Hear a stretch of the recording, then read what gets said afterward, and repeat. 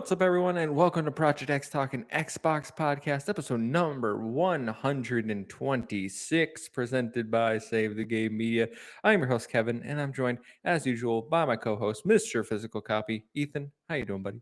I'm doing good, Kevin. I wasn't on my feet all day at work, which is a plus for me. All right, I feel energetic. I just had some pork ribs and cornbread. I'm happy. I'm ready to go. Let's Cornbread, do it. some cornbread. Woo, you know it, cornbread. Cornbread. We were gonna Yep. have chili this week with cornbread, actually. So, I love me yeah. some chili, Kevin. Cornbread underrated. I know this isn't the show for that, but I'm just Cornbread's saying, great. Southern underrated. cornbread doesn't hold a candle to northern cornbread. I'm just going to point that out right now.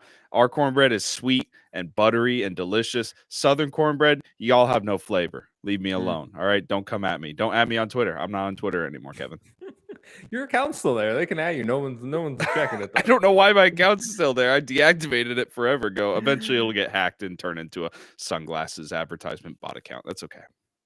Well, if you like this podcast, we are an Xbox show that is live every Thursday right here on YouTube. If you can't catch us live, we post every Friday morning on all of your favorite podcast services. While you're over there, please drop us a rating, drop us a review. It does help us grow. We need 6 more on Apple to hit 40 and 1 more on Spotify to hit 30, I believe. So if you guys could take care of that, I would greatly appreciate it. Even if you don't use the services, okay? I know you got iPhones. Just download the app real quick, do the rating. Then you can delete it, move on with your life, and be like, Yep. Every time Kevin asks me, I don't need to do it though. I check Yep. that box, okay? If you want to interact with us more, please come join the Discord. The link is in the description down below. And if you want to support us further, get early access to all Save the Game Media's content like No Limits, Frame by Frame, I Hate My Friends, and our Patreon exclusive post shows for all of those. Head over to patreon.com/Save the Game Media. Choose the tier that's right for you, like our current Patreon supporters. So thank you to Bucky Blue, Hopple, Alpaca Tom, Amon, Fabulous Brianna, Brianna's mom, Brianna's brother, Brianna's wife, Nikolai at Night, Cypher, Primus, Brendan Myers, Marcus O'Neill, Lillian, Mimi J, The Snack Network, David Hotright, Dave Harp, and the Xbox Expansion Pass. Thank you all for your support. We appreciate each and every one of you. Ethan, housekeeping is out of the way. So why don't we start each show like we do every week, going around the room and asking one simple question. That question is, what have you been playing, my friend? First of all, Garrett in the chat, I'm not buying PSVR 2. You're telling me to buy $700 thing for my PlayStation 5 that I haven't turned on in 6 months, Kevin. Okay, I'm not spending $700 on a console I haven't turned on in 6 months, and buy a bunch of games that are already on the Quest. All right, I can just play them on the Quest, which I spent $200 for at Walmart. So no, we're not doing the PSVR 2. Thank you, Ghostly March. So games that I played. Let's see. Let's start with Wolong Fallen Dynasty. Because I'm really sad. I rage deleted this game. Okay. I got know what happened. about to the end of chapter 2, and excuse me 1 second. Oh, he's dying. I had to cough a little pepper spray yesterday. Got to the end of chapter 2. I lost the ability to parry.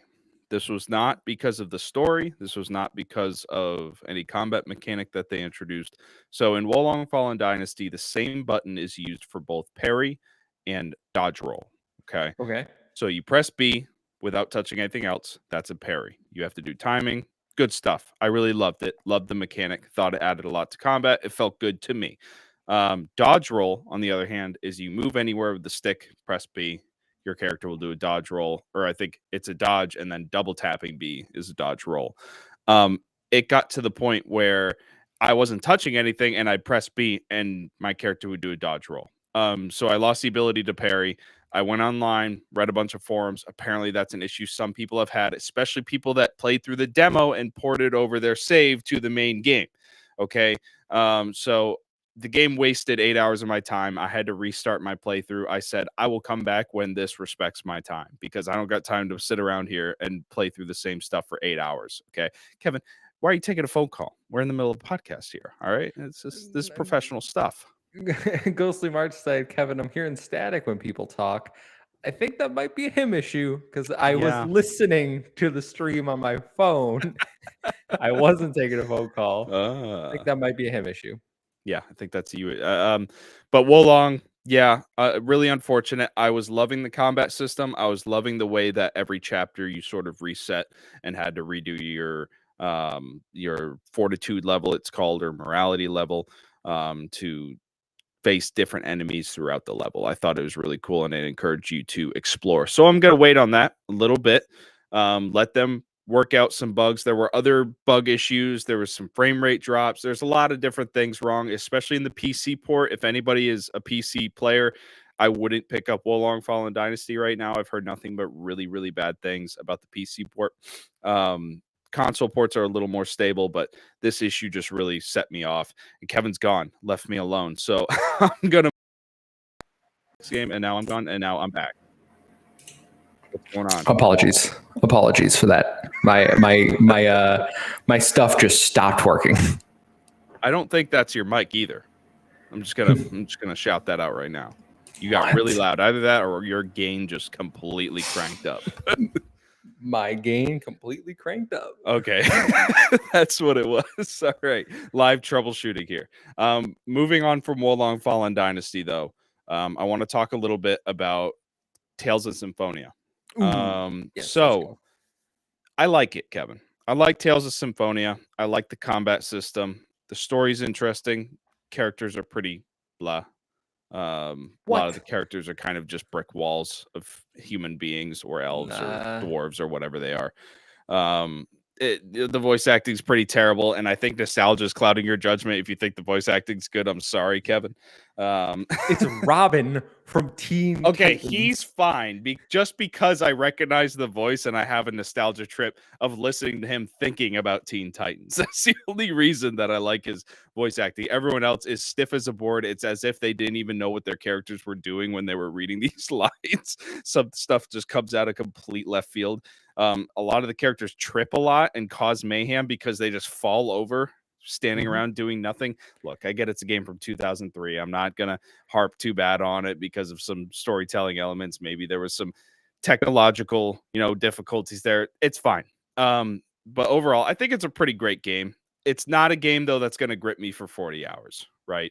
And also I am bumping up against having to do a job related thing where I'm gonna be gone for a month and a half. So I have dropped it for now. I purchased it. It's ready to go. So I will jump back in one of these days, but the way this year is going with how many great game releases there are, I don't think I'm going to be getting back to it anytime soon. But it's there, ready to go, and I do want to finish this, if not only because it is your favorite game, and I feel like as your co-host, I am obligated to play through your favorite game at least once, just to see what it's all about. What's your favorite game? Maybe I can do that as well. Elden Ring, Kevin. Elden Ring's no, don't. No. All right. Well, that was short-lived. No, I mean, I think my favorite games. It's Star Wars: Knights of the Old Republic, Mass Effect 2, and Elder Scrolls 4: Oblivion. So I played 2 out of 3. Yeah, so you're good.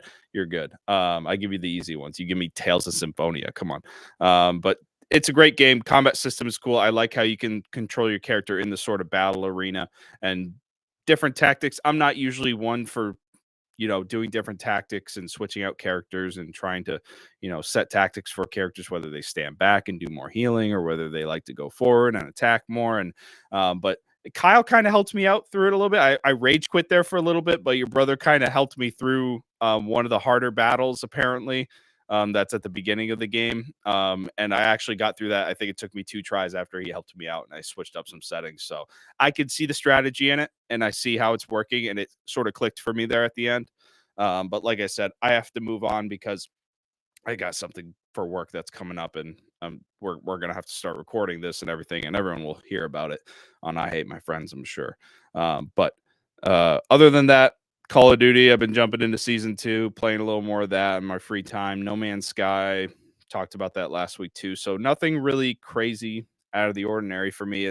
We're kind of in a little bit of a dry spell if you're not a fan of Wolong or Tales of Symphonia, which that's probably a very large list of people that aren't interested in either of those games. So little bit of a dry spell here at the beginning of March, just waiting for next month. Well, shout out to Joe from the trophy room stopping by saying Xbox dead, long live Ouya. We're just a bunch of Xbots in his world. Hopefully the little static has stopped now. I'm not sure what that was. I don't know. Ghostly marching. I don't know what they're talking about. Anyway, I'm glad you've been having fun. I'm sorry, but listen, Ryan Turford last night told me that his Wolong save file got deleted. So You see, could be worse. yeah, that is worse.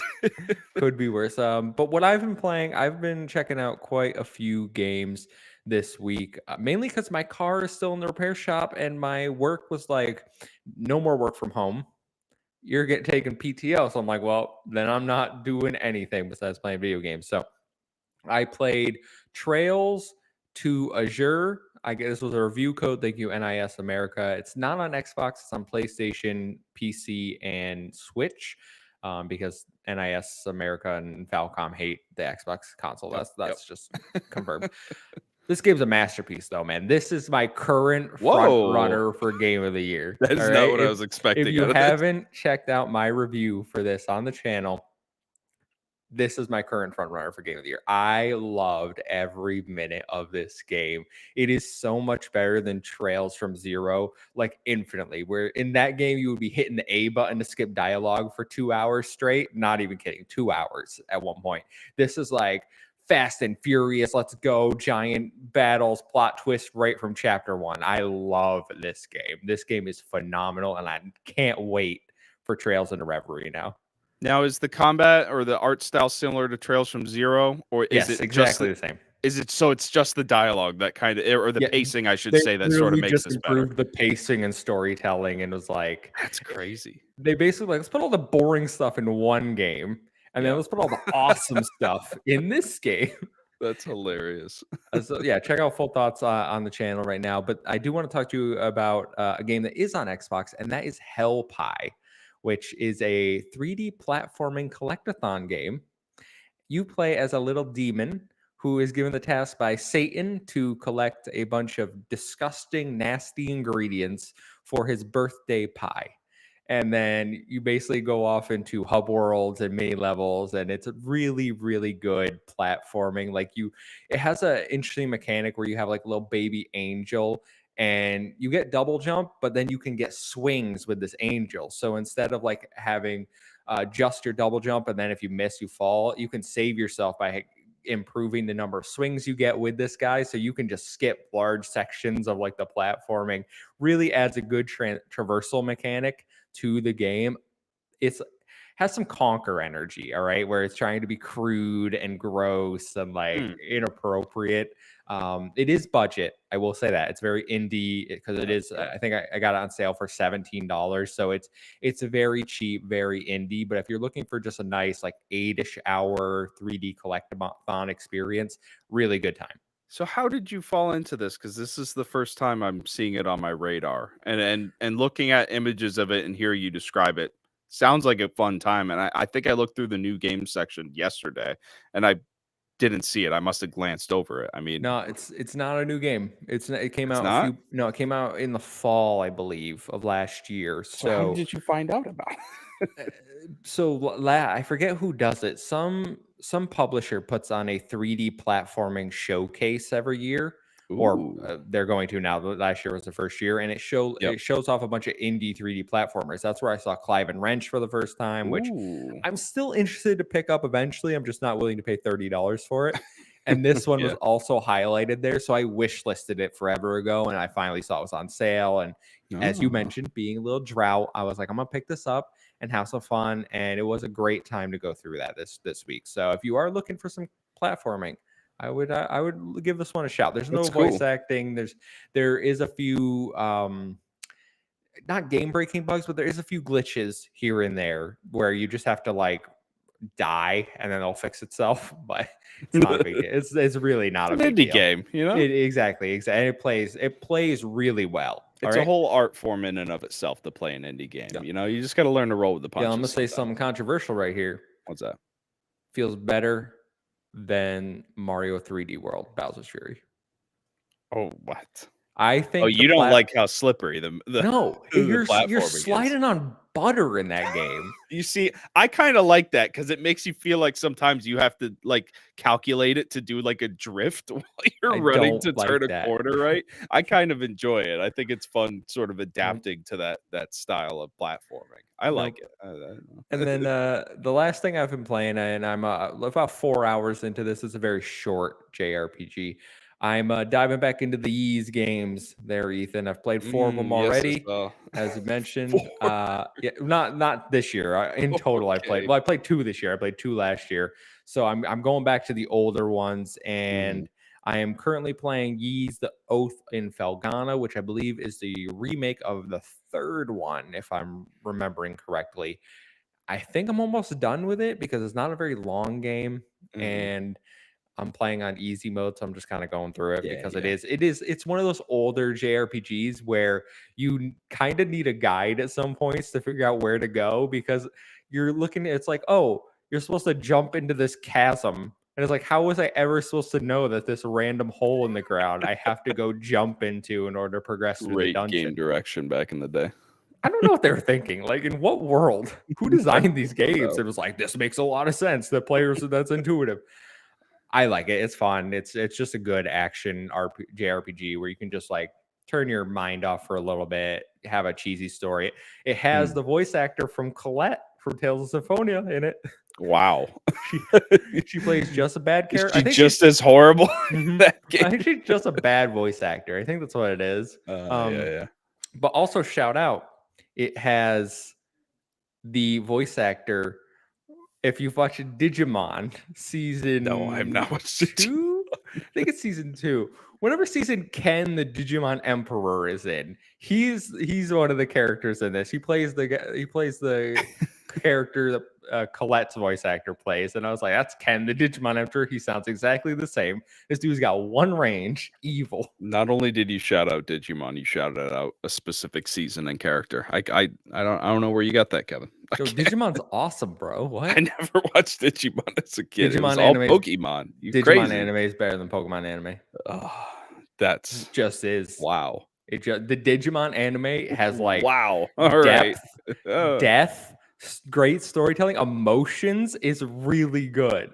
Pokemon is just like catching. I'm gonna lose in the final anyway. I managed to catch him. We're gonna have to move on, Kevin. All right, we're gonna have to move on right now. that's all I've been playing this week, Ethan. We can jump into this week's news.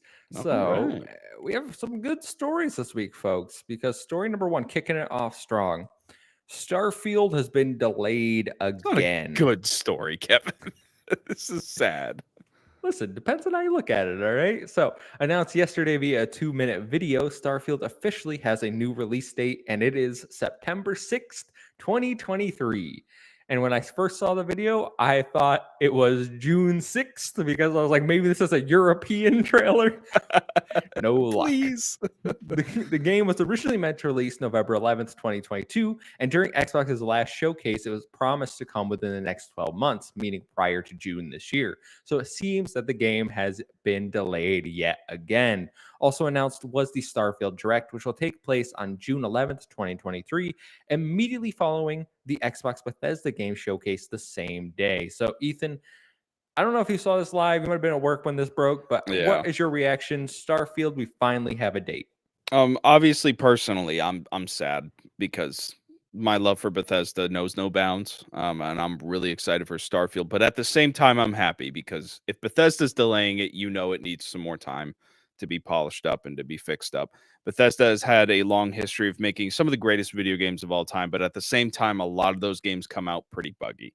I think we all remember back in the day the Skyrim release and all of the memes of the flying mammoths and the giants that will send you flying into outer space, and the saber-tooth tigers that go into a tornado and fly away. There's this, Bethesda has a long track record of doing some pretty hilarious bugs in all of their game releases. So I'm sure they want Starfield to be a more polished experience because it's not only an important moment for their studio, it being the first IP or new IP that they put out in now 26 years. It was 25. Now it's 26. We're talking September. It's also a huge thing for Xbox because this is the game that they have sort of advertised alongside Game Pass since I feel like the Bethesda acquisition. Starfield has been a huge seller of Game Pass because they want to push the idea that you're going to get these massive single player first party video games on our service. This is the value you're getting, and that's a big deal. So I guess there's a couple good business moves or ideas that is good for business with this delay. So this to me gives more breathing room to both Minecraft Legends and Redfall. We would have had Minecraft Legends in April, Redfall in May, and then the rumors were that Starfield was supposed to come out sometime in June or July, right? Redfall being a sort of online multiplayer game that's, I guess you can play single player. They've been trying to hammer that point, Mhm. but it really is centered around online play and everything. You need that community to keep that game going. Same thing kind of with Minecraft Legends. You need a community to keep that game going.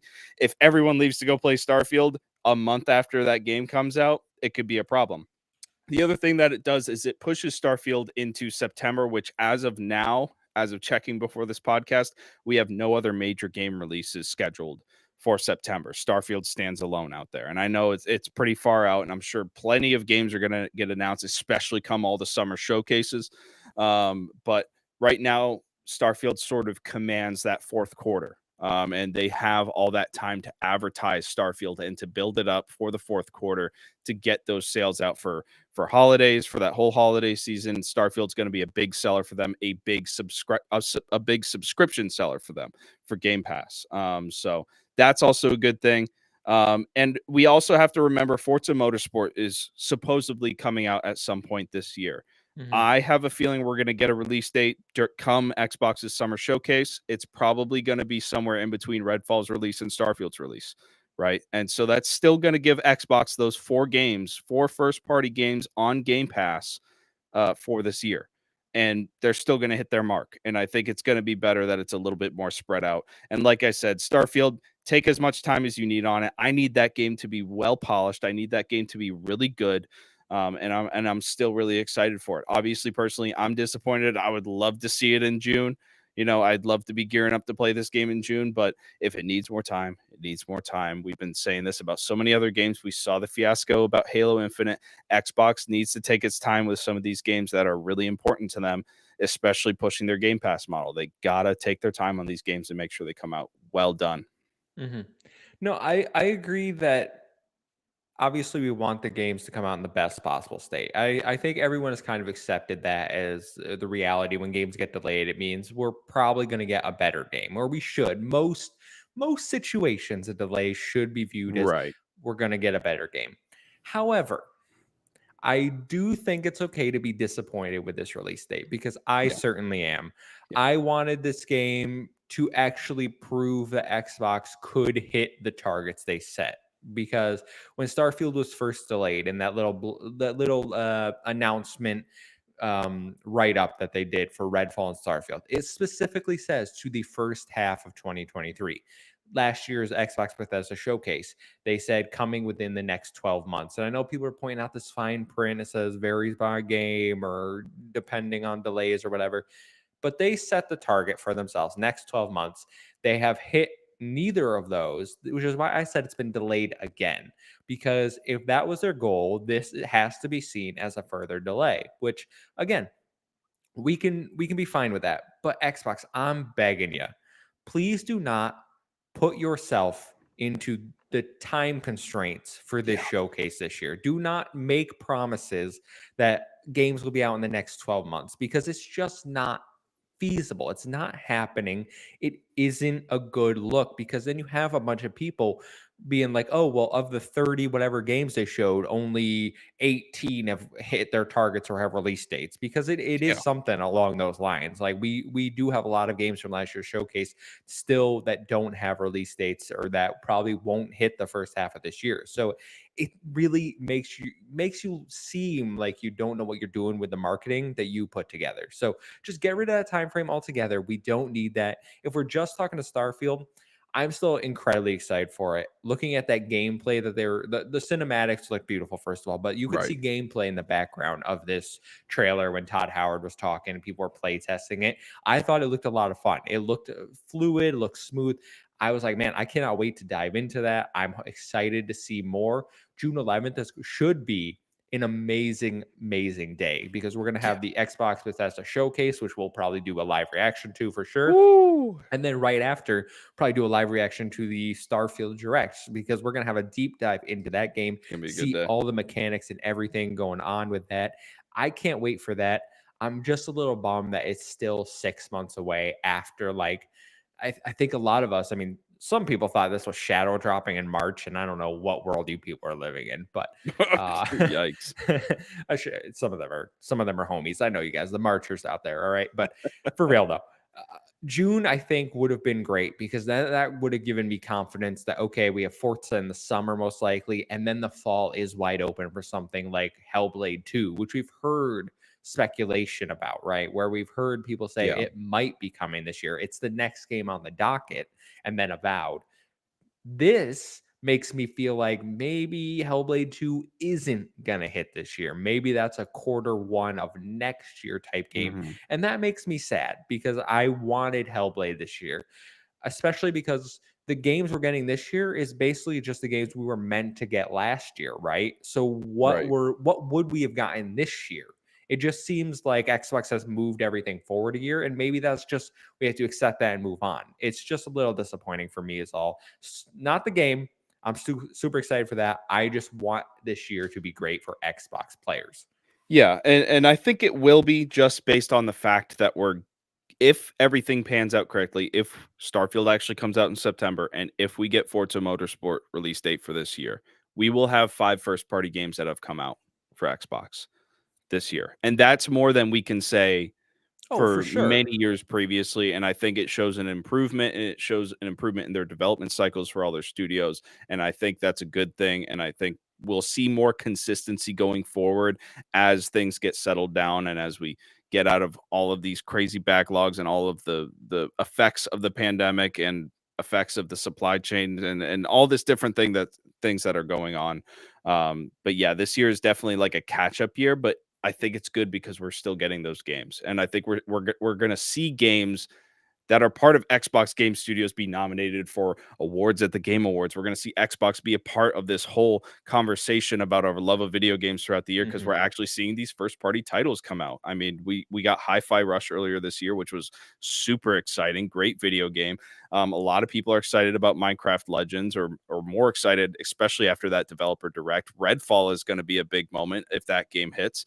And Forza Motorsports is one of the premier racing sims out there, and obviously Starfield. We've talked enough about it, but I think overall this year is going to be good for Xbox. This is an unfortunate event, but I think it also is kind of good because it spreads out their games a little bit, gives their games some more Hmm. breathing room, and we can command the market a little bit longer, especially into September. Because right now we don't really have anything for the holiday season besides Hmm. Starfield now. Well, So at the end of the day, if Starfield comes out and it's a 90 plus rated game, hits and it's a banger, no one's gonna care that it was it's not delayed, gonna be. right? It's Bethesda. It's gonna be an Not gonna 85 or I'm not something. gonna get on the show and be like, listen, guys, I know the game is amazing, game of the year quality, Yeah, but the fact that they delayed it to September really brings this down to a they're right. Yeah. 6 for me. I'm not No one's gonna be saying any of that. All right. So like, yes, I have my gripes with it. I have my hopes for the year, but at the end of the day, as long as Starfield's awesome, I don't care. Yes, I please. really don't. Should I'm be gonna move fun. on. I'm excited for the developer direct and the Xbox Bethesda showcase though. June Oh yeah, 11th. It'll be awesome. There's only a it's gonna few be months away huge. now. Three months. Wow, 3 Three months. months. Three I months. hope It I will have be that day off, Kevin. I hope the it is. Sunday. It's a Oh, it's a Sunday, Sunday? I I believe. hope that I have that day off. I work weekends It's a too. Sunday. It's a Sunday. They always do their show on a Sunday. So Let's just hope. uh just be like, nah, I'm sick. Yes. It's I just heard an yeah, Xbox boot up. I don't know what you're talking about, I man. don't know, I have no idea. Uh, Anything else to say on Starfield before we move on? No, still All right. excited for it. This hasn't diminished my excitement one bit for it. Well, let's keep talking about some Bethesda games because Redfall, we have a little bit more information. Crossplay has been confirmed for the title ahead of its March 2nd launch. Arcane Studios has confirmed Redfall will have crossplay with the Xbox Series X and S and all PC launchers, including the Microsoft Store, Steam, and the Epic Game Store.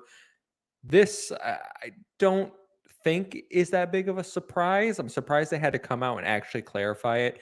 It's good news because that Yeah. means you can play wherever you want with your homies across the ecosystem here, even if it's not through Game Pass or the Windows Store on your computer. You can play with Steam and Epic Game Store players, so makes partying up a lot easier for people. Yeah, this is honestly and essential at this point when it comes to Xbox games. Xbox has shown that it wants to integrate itself with the PC market because it understands that the PC market is absolutely massive, and there's a lot of really dedicated PC players out there that want to enjoy Xbox games and Xbox Game Pass. So it's good to see them continue to extend that offer to Steam and to Epic Games, and everyone can sort of play together in those ecosystems. It's more than what other companies do in this sphere, that's for sure.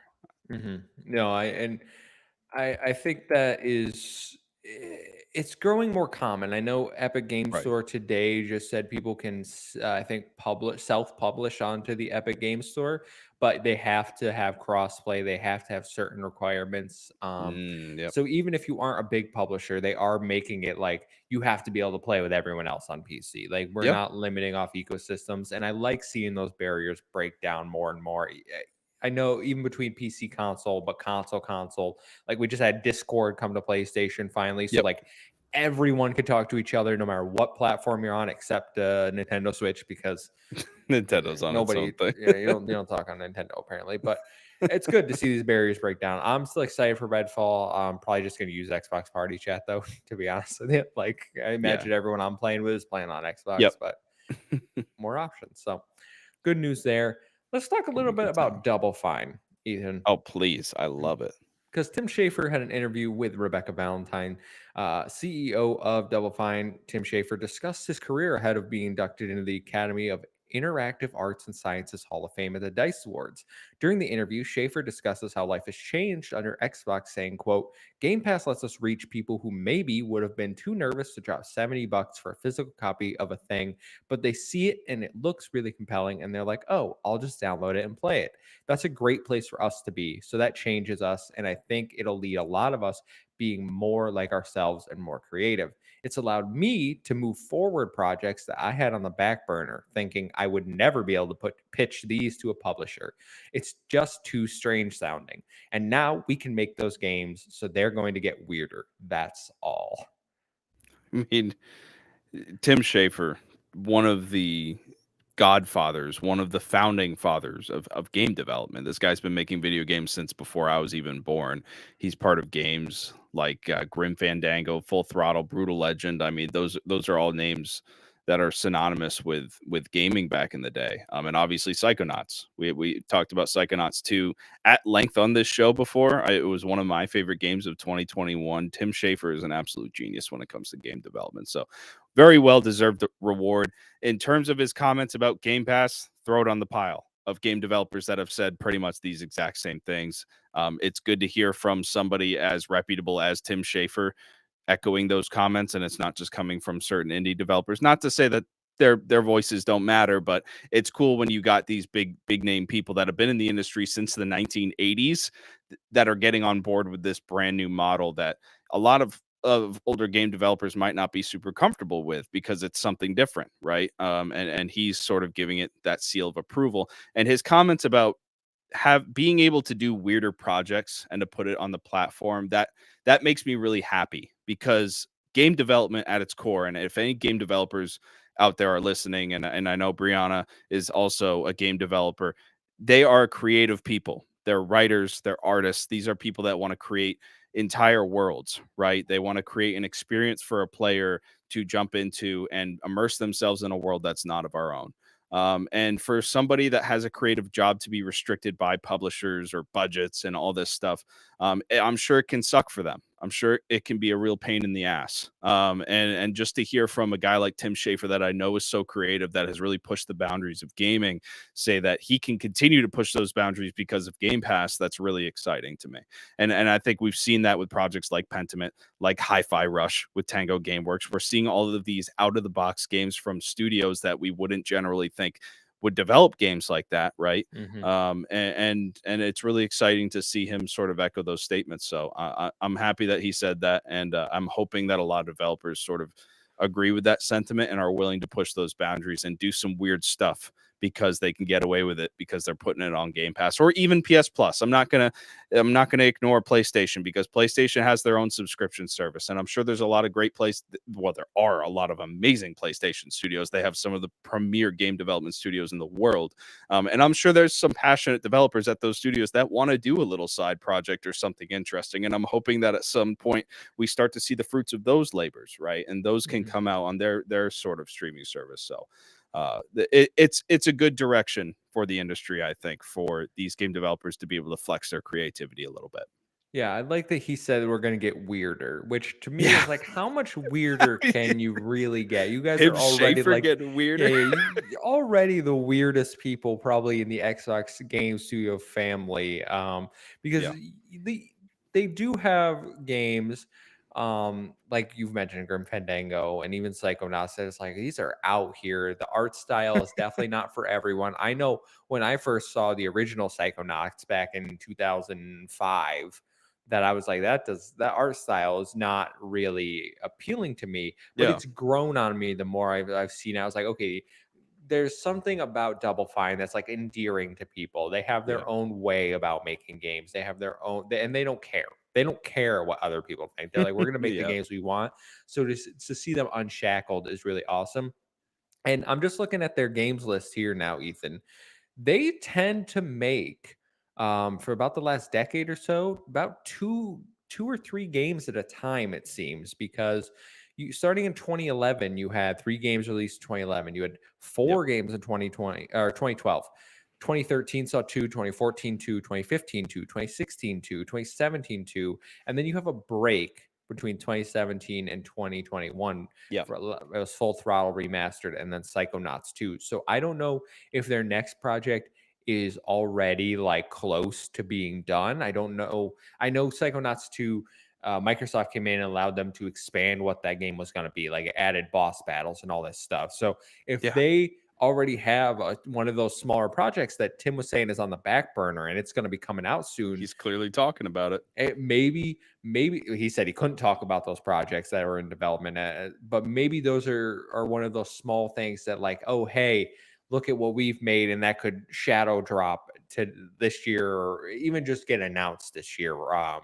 Something that's a little closer, even if it's not a big game like Psychonauts 2, because not everything Double Fine makes is those giant titles, Right. those big titles. Like I think Psychonauts is clearly their like coup de grace, right? Like Right. their show-stopping masterpiece for that studio. But I want to see what else they can make. I want to see whether it's a Yeah. remaster of an old game, whether it's bring in. I know they have a bunch of Connect games, maybe, and he spoke really highly about the Connect games in this interview because he thought Hmm. they were super unique. So maybe like taking those and kind of taking them off the Connect and giving them back to people would be really Yeah. interesting. I don't know. I would just love to see what Double Fine has in store for us because they've made a fan out of me, and I'm excited to see Yeah. more from them. Yeah, it's definitely exciting. It's a studio that I watch very closely. That's part of the Xbox family, and it's one of my favorites. And going back to the point you said about Psychonauts 1 and how you didn't necessarily care for the art style, and this sort of ties into him talking about how Game Pass has opened up the possibility for so many people to play his games and his team's games. How many people you think in 2005 looked at Psychonauts in the original Xbox and just went, "Pff, whatever, I'm going to buy Madden '06 and I'm going to Probably do a that." lot. And like, I'm not going to spend $60 or $50 or however expensive games were back in 2005, right?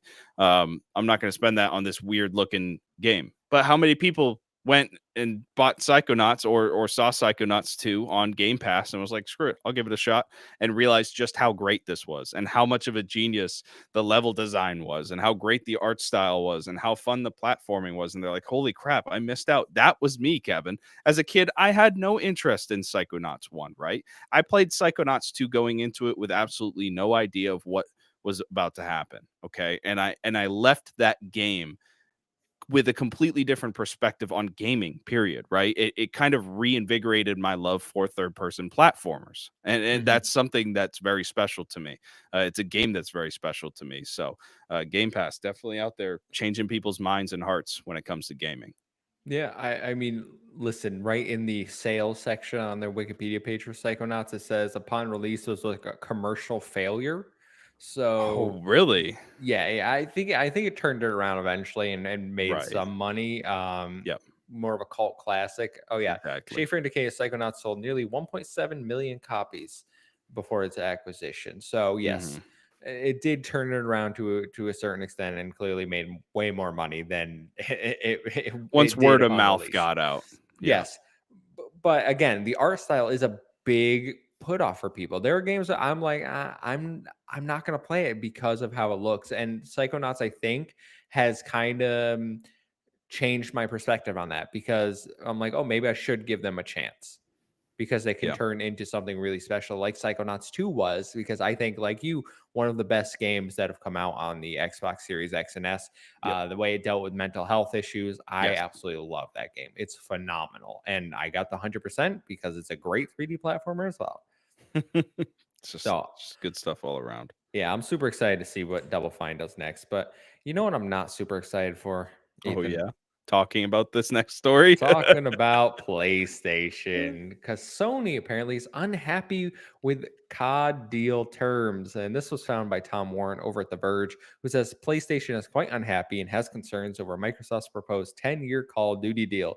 To summarize, PlayStation suggests to the CMA that Microsoft could release a buggy version of Call of Duty or make the game perform worse on PlayStation consoles, which would cause fans to lose faith in PlayStation as the place to play. They say Microsoft has dragged their feet in terms of negotiating, preferring instead to engage people on social media. Microsoft also included a stipulation that would have allowed Call of Duty to be sold at the same price on both platforms and allow Call of Duty to be included in PlayStation's PS Plus subscription service. The heavily redacted paragraph, however, seemingly indicates PlayStation is unhappy with the cost that it would take to include the game in said service. Quote, it would cripple our structure. I'm so tired of this, Kevin. Look, PlayStation really is putting on its tinfoil hat here. Xbox is not going to release a buggy version. Could you imagine the liability that would open them? That would be a breach of contract, honestly, if they signed a contract to publish the games on the platform and they purposefully sabotaged it. I mean, that's a million lawsuits right there. It's over, right? That's crazy. That's crazy talk. Also, it would ruin the reputation of Xbox. So I don't see how anybody could accuse Xbox of even wanting to do that with absolutely no information. That's kind of an insane accusation. Secondly, they only offered that it would allow them to put it on PS Plus. It's not saying PlayStation has to, Mhm. right? Like PlayStation, you guys can still sell your game for $70, right? You can still leech money from your customers. All right. You're more than welcome to do Well, that. I think the idea there is that if Call of Duty gets included in Game Pass, people are going to go choose Xbox, which You see, just let's look at the console sales. I mean, really, let's look at the console sales. PlayStation 5 has already ran away with this generation, right? I guarantee you PlayStation 6, PlayStation 7 are going to run away with those generations. Xbox is fine in the spot it's in. We're making the money, right? We're not going to surpass PlayStation anytime soon in terms of console sales. The majority of the console gaming market is on PlayStation. Well, maybe it's on Nintendo. I don't know. I'm not counting Nintendo in this whole conversation right now. either does the CMA. The majority of the console market right now, especially with Call of Duty players, let's specify, I guess, Call of Duty players are on PlayStation. People aren't going to buy an Xbox Series X for $600 just so that they can get the Call of Duty on Game Pass, right? It just doesn't make sense. Okay, so I don't know what PlayStation really is worried about here. It seems like they're grasping at straws. And look, we don't know what's going on behind the scenes. We don't know how these negotiations are playing out.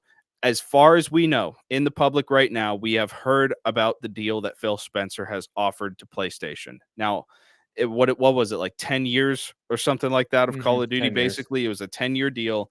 You guys can have Call of Duty on the platform, and I'm sure it'll get renewed. We don't know about the specifics of that deal. We don't know if there's caveats. We don't know if there's the small details or fine print in it. I'm sure there's a billion lawyers looking over all this stuff. And I'm sure that'll come out eventually with everything that's going on. But as of now, in the public, all we know is that Xbox has extended a 10-year offer. I think that's very fair. I think that's more fair than what most businesses would honestly do. If this was any other industry, we would have already known that this product was never going to market on PlayStation, right?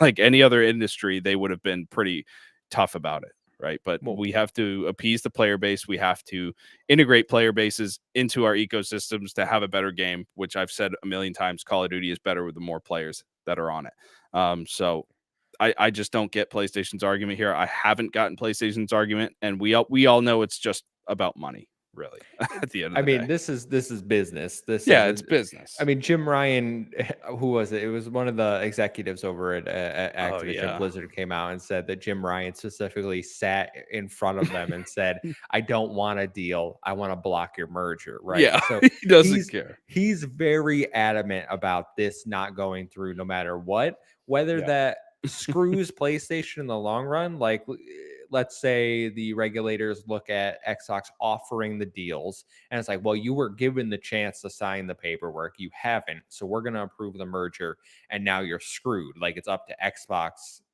to decide if they're going to put it on your platform or not because you don't have a deal in place, right? Like I assume Xbox would be good PR and be like, okay, we're still going to put it on PlayStation, we're still going to, here's the deal, let's sign it anyway.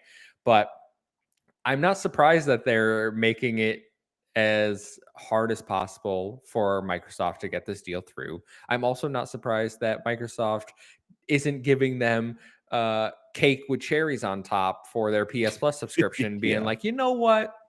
You don't really got to pay us much to include this in your service. All right. Well, we're going to throw it on Game Pass. You guys just maybe like a $5 here and there. And then we'll Yeah. like, it's absolutely ridiculous. They're going to try to get as much money as possible because once they own the IP, it's the biggest money maker every single year. They want the money that the game's going to bring in. So I just don't, I get why people are upset from the PlayStation side and the Xbox side in terms of the executives. In terms of players, I don't really think much is going to change for us in terms of No. Call of Duty anyway. We talked I think a few weeks ago or something about what I think with the single players and new IPs and everything, where there's room for exclusivity. But in terms of Call of Duty, I don't think anything's changing anytime soon.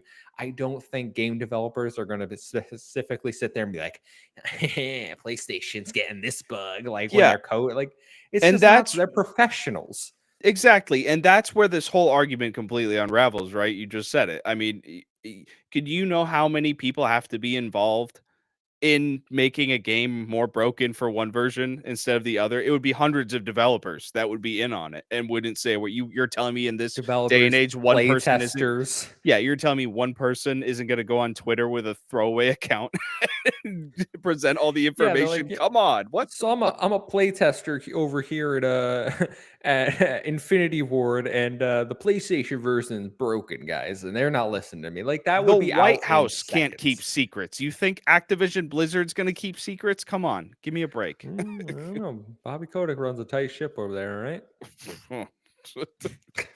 Yeah. God, I was sarcasm in case anyone I know. Yeah, missed it. He Mhm. sucks. uh, you want to move on, Ethan? Please. All right, Forever. let's end the show with a Game Pass update available right now. You have Guilty Gear Strive for cloud, console, PC. You also have Dead Space 2 and 3 for cloud.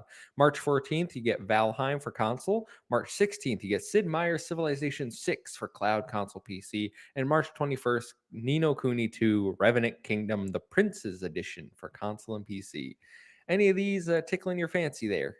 I played a little bit of Nino Kuni 1 Wrath of the White Witch. How do I remember that? That's crazy. I think that's what it is. Yeah, I don't know how I remember that. I just pulled that out of thin air. I played probably 2 hours of it. It's a fun game. It was during a busy time. I just wanted to give it a shot. I think if you're a JRPG fan and you haven't played both of these games, I think this is something people might be interested in. So maybe go give that a shot if you're a JRPG fan. Civ 6 is a game that I love. Civ 5 is what is the main Civilization game that I got into. As a kid, it was Sid Meier's Civilization for the Xbox 360 that I really got into. So I actually saw this morning going through the Game Pass, just checking to see if anything new happened. And I saw the advertisement, hey, Civ 6 coming to Game Pass. I got really excited. I know Garrett plays Civ 6. I might play some campaigns with him.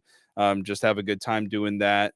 You know, it's a good podcast game, that's for sure. It's one of those games where it's just kind of turn-based, and it's a good Civilization game. I love it. I think everyone kind of knows a little bit about Civilization at this point. One of the biggest games out there. So definitely might jump into that a little bit. Other than that, not much. I know Guilty Gear is a huge deal for fighting fans, but I've never been a big fighter myself. Yeah, no, not a man of culture. No. Guilty Hey, I Gear try to play Strive. Tales of Symphonia. All Yeah, right, keep at it. Keep I'm at it. doing it. All I'm right? doing it. Just saying. Once you get about, where am I? 12 hours in. All right. Well, you're not going to go anywhere near as quick as I am, because you actually need to like figure out dungeons and everything. All right. Yeah. I'm sitting here. I'm like, hey, this goes over here. This goes over Yep. here. Autopilot. Especially when you're like, oh, well, how do I trigger this? It's like, what random town do I go to? And I'm like, oh, have fun, Ethan. Anyway. Yeah. The fact that you guys knew like exactly what dungeon I was talking about, just describing one Of course. enemy, and then telling me exactly where the memory stone is to unlock the memory seal. I was Yeah. like, you guys are ridiculous, but thanks. No, I remember the enemies. It's fun fact about that game, Ethan. There are two paths you can take. You don't have to go down and take the boat. You can go up across the continent and walk over to the top. Oh, And then you can fight the higher level enemy. That's the hard path. If you want the hard, you can fight the I high already level took the enemies. boat. Yeah, it's a whole thing. Anyway, Guilty Gear Strive, folks. One of the best fighting games in ages. This game is amazing. I almost have the platinum on PlayStation 5. If it wasn't for that incredibly hard arcade mode boss, I would probably have it already. But I'm excited to dive in, get some achievements, finally be able to do crossplay with people that I haven't been able to play the game with, like Taylor, who bought it on PC, like my friend Chevy, who bought it on PC. These people that I couldn't play with before, it's all open now, so we can all play together. Absolutely love it. Can't wait to play more Guilty Gear Strive. Find my Giovanna online. All right, she's gonna be messing you up. She's my girl in that game. Other than that, nothing really here for me. I do not care about these games at all. I get these are big games.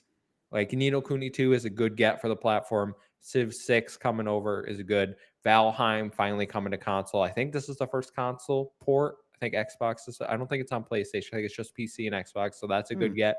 Yep. And I've noticed that Xbox is kind of making the Game Pass drop smaller, but better quality. We're getting less games, but higher quality ones, especially this year, in my opinion. Yeah, I could agree with you. There's definitely a lot more third party, day and date drops. So I would agree with you. And I like that approach. If that's the approach they're taking, it could be just that we don't have a lot of games right now that are, signing up for the service, and it's a little bit of a dry season. Well, I know next drop is going to have Ghostwire Tokyo, because that exclusivity agreement's up. I'm excited. And then it just announced the Exo Primal, that Capcom dinosaur game, is coming in July. Day one. When did we live react to that? What was that? When we just started it was dying a Capcom laughing? Spotlight or whatever. They just had one today where they showed that. off more of the game and gave release dates for things. That was. But so yeah, the funny. PNG dinosaurs falling off the bridge. That was one of my favorite live react moments. Not a great look. That's all the news for this week, but we do have listener questions. If you want to write into the show, you can join our Discord. Post goes up every week. You can send in your questions there. You can tweet at us at Save Game Media and be included in the show, just like it's Kyle did, who wrote 2 questions. Question 1, do you find it hard to buy games at full price lately? I find myself more stingy about buying on release compared to waiting for a sale or Game Pass. Now, I want to say yes, but I personally just have that fear of missing out, and I want to play all the newest games to be a part of the conversation, because obviously we talk about games every week, right? Sometimes twice a week, sometimes 3 times a week if we're doing Save the Game Boy. And I want to be a part of the new conversation. That's why I jumped right into Wolong Fallen Dynasty. I wanted to be the person that could tell you guys about Wolong Fallen Dynasty, because I knew Kevin wasn't going to play. It's a Souls-like. You're crazy. And it was a buggy mess. I mean, I find more and more that these games that you get right off the bat are buggy messes. Hogwarts Legacy just earlier this year had a whole quest I couldn't do, which meant I couldn't even do a completionist run. That's so frustrating as somebody who likes to get a bunch of achievements or do some completionist stuff, get a bunch of challenges done. Most brand new games are almost impossible to get platinum trophies on, right? Because there's always something broken with them, and it can get really frustrating. So Game Pass has helped a lot with that because I don't feel as invested in a game. Hogwarts Legacy was frustrating because I spent $70 on that, right? Wolong Fallen Dynasty, less so because I didn't spend any money on it. And I could just delete it and say, I'll just come back to it later. I haven't wasted my money on this. So it is kind of hard buying brand new games. I try and stick to Game Pass. Obviously, that doesn't work all the time. But I mean, I still buy the newest games because, like I said, I want to be a part of the conversation and play some of this stuff and talk to you guys about it. I don't have a problem buying games on release if it's a game I am really excited for. If I have any hesitation about the price tag, that means I'm probably not that excited for it and I can wait. I can wait for a sale, I can wait for Game Pass. Yep. So it's just a matter of how I feel about it. I'm also like Ethan where I do get caught up in the I'd like to be part of the conversation, and I know there are certain games that I'm like, oh, well, I'm buying day one, regardless of what the Yeah. reviews say. Like, they're just those games that are always going to come out and appeal to me. But I don't specifically like find it hard not to like, I'm not over here like worrying about it. All right. Like, if there's a game I want, I'm going to buy it. And if I wait, then I'll just get it for cheaper. And like, no big deal. It probably wasn't that exciting for me anyway. Yeah. I think another thing that goes along with that is I think you could attest to this, Kevin, and anybody who's a gaming enthusiast. And if you're listening to this podcast, you're definitely an enthusiast. Our backlogs are insurmountable, right? We will die with our backlogs. You're insane. No. You're weird. Every other normal human being out there that has a real job, Kevin, you know what I'm saying? Our backlogs are insurmountable. Okay. And if I don't play a game when it comes out and I just put it to the side, I'm never going to play. There's so many games that I've just never gotten to that I've wanted to play. The whole BioShock series, right? A lot of the newer Gears of Wars, I just haven't played. Halo 4 and 5, I've never played, even though I know there's some people say it's not good, but I would like to play them at some point. But it's just, why would I play those when I got a new game that I have to be playing every time? I'm just going to keep throwing stuff to the pile to never play for the next 5 years. Red Dead Redemption 2, I just recently started playing that, and I've wanted to play that since it came out in 2018. I know you're not into it, You but skip that one. it's one of those games where it's like in 2018 I didn't have the time to play it. I was too busy, and it took 5 years for me to finally get around to it. So, I guess, yeah, you just got to be picky with these things. I mean, listen, I played games like Dante's Inferno from the Xbox 360 last year, so time frame does not matter to me. All right, I have no I'll problem play some playing. old games. Yeah, Yeah. I'm playing Yeez, The Oath, and Felgana. Like, this game came out in like 2003 or something. But when you play those old ass games, you feel like you're on an island. You're like, I'm the only person in the world playing The this only right now. Who else is playing? I'm gonna look at the Dante's Inferno? Steam concurrent and be like, one, 48. Great. one, just me, just me. So funny. You look up guides, they're from like 2008 on GameFAQs Yo, forums. You're like, these oh guys man, are so old. They don't even have videos. They got like they're like Yeah. go west, and I was like, which way is west? Go west. Can you give me like left or right here? Man. Like, what do you think you're doing there? It's so funny. Here's the second part of the question. He says, do you think it's time developers stop trying to make their own games as a service? By this point, wouldn't it have to be revolutionary to make someone commit to it? I feel most people who would be into these games have already picked their live service game, and it won't be easy to drag them away from it. I feel like games as a service is such a gamble, especially nowadays, because it's saturated the market, right? We've seen more examples of games as a service failing than I think we have seen hitting. And I think the ones that they hit at the beginning when this was sort of a revolutionary concept. We're talking about like Fortnite, right? A game that came out that kind of popularized the whole battle pass system. That's a game as a service, and it took off, and there's still people that main Fortnite and play a lot of Fortnite, and I play it every now and then. It's fun. And you have these games like Marvel Avengers or Babylon's Fall or soon to be Suicide Squad Kill the Justice League. These games are going to come out and they're going to just be a fart in the wind, because people aren't going to want to invest all of their time into it. And that's the whole model of a games as a service is it expects you as the player to spend every waking moment of your life playing video games in that video game, right? Like they don't want you to play anything else. They don't want you to divert your attention away from their game, because they're constantly giving you all of this stuff. They're giving you new missions. They're giving you new cosmetics. They're giving you a new battle pass, giving you this, that. It's just not going to work eventually when you have 30 games going on that all want to do that. And people are going to fizzle out, because people are going to go to the products that they know, and that's the live service games that have already hit: the Apex Legends, the Fortnites, the Valorants, those sort of games, right? And we look at a lot of these companies; they seem to be starting to chase trends, right? And we're starting to see these problems catch up to them. Ubisoft, these problems have started to catch up to them. They were chasing that trend of trying to make Assassin's Creed kind of like a live service. We have Sony saying they're going to make these 10 live service games and have them going all at the same time. I don't think that's a great strategy. I don't see how that's going to play out, because then you're just competing with your own studios, and nobody's going to win, because you're going to thin out that market, right? And that's what's going on with the market. It's just thinning out, and a lot of these games are coming out, and there's just no audience for it, because people want to play these single player games. They don't want to invest all their lives into some mediocre live service game that's just going to be dead in 3 months. I I think you guys are on the right track here.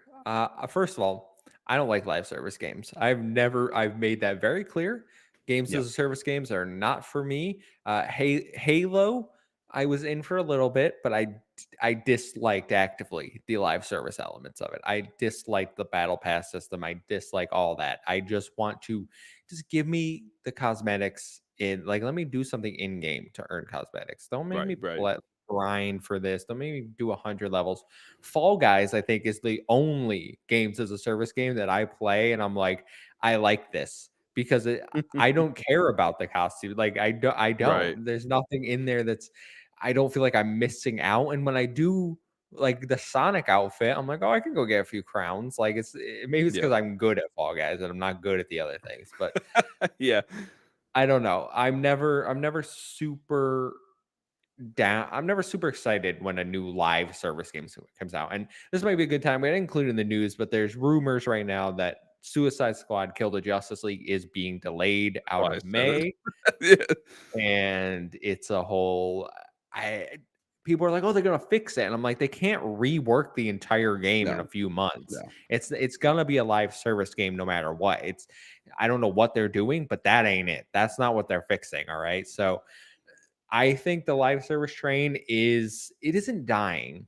I think the live service heavy hitters are staying where they are, like Fortnite, Destiny 2 is obviously a big one, Genshin Yep. Impact. Genshin. Yeah. It's going to take something really special to break into that market. And I don't know. I think Apex Legends was the last one that really did it. They came out like a brand new game and actually are still around, like toughing it out. But even like that's not going to be 90% of live service games, you're gonna fail. I'm sorry, you Right. just are. Like, even you might be successful for a while. You might have a good run. Like Knockout City, I think, made it 9 seasons before they shut down. That's a good run. That's a successful game, but it's not a successful live service like enterprise game like Fortnite is, right? Yeah. Yeah. I mean, I guess one example of a game that has done live service, I think, correctly, but it also came with a massive audience to begin with, is Call of Duty, right? Call of Duty comes out and they have their battle passes. You have cosmetics. We have events going on right now. You have Warzone. There's so many different things going on in Call of Duty. The difference, though, with Call of Duty is there are so many things you can unlock through gameplay that you Mhm. could play that game for hundreds and hundreds and hundreds of hours and never run out of things that you could unlock, whether it be weapon skins, weapon attachments, upgrading your character, getting different, what are they called? Operators to play as, all that sort of things. Um, yeah, that's really the only example, along with the older examples that we've both talked about, the Apex Legends and the Fortnites, that really work. I just don't see a market for it anymore, unless, like you said, something. And I don't even think there's any gameplay mechanics that you could really introduce into a live service model that could be revolutionary enough to get people to. It It's would have also to be just so attached to an hard. IP that's so freaking Yes. good. It's that, it's just so hard to pull people away from what they know is good, what exactly. they know they like. All right. It's like those meat and potato boomers, right? Where they grew up like every Yeah. every meal, you got your meat, your potatoes, and then a Hell yeah. vegetable. Right. That was And then you dinner pick every yourself night. up by your bootstraps, And Kevin. yeah, and then when you're like, oh, what if we try like Asian food or Mexican? And they're like, like okay, people get stuck in their ways, okay, all Yeah, right. yeah, And yeah. I bet if there's anyone not from like America listening, they have no idea what I'm talking about. No, not one bit. Not get that reference. Yep, old But boomers. yeah, I think it's just so hard for people to change what they Yep, like. But yep. I don't have any more to say on the matter. I think live service should chill. Don't We're seeing a It's not going backlash. to. I think people are finally getting tired of them, and we Well, need to. I think the industry is understanding that it's not necessarily a home run anymore. The problem is I feel like we have so many in development right now, and it's kind of that skull and bones situation that Ubisoft is going through. We have this game that we're obligated to release, and it's clear they don't want to release it. It's clear that if they had the choice, they would just can it. A lot of these companies have this stuff probably heavily into development. They're like, damn, we're just gonna have to eat this. We're just gonna have to bite this bullet. Well, that's all we have for this week, folks. Thanks everyone for hanging out with us. Remember, you can catch us live on YouTube every Thursday if you want to come hang out, be part of the live chat.